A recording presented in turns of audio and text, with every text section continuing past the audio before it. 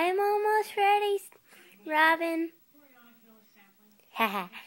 I'll be waiting here, Starfire. Okay, good.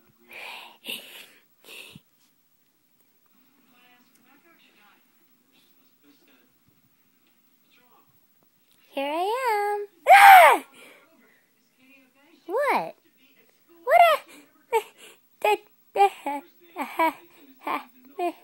Missing hair. Robin, didn't you know? My people don't really have hair. What? I never had hair. It was all a wig.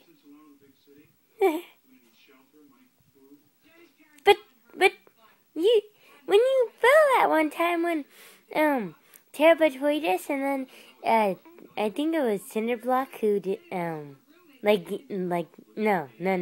Tara smashed us with a rock, and then you fell, and then you still your hair was waving, and then you were falling.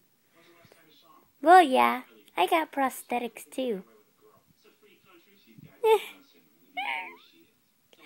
Are you serious? You don't have any hair? Nope.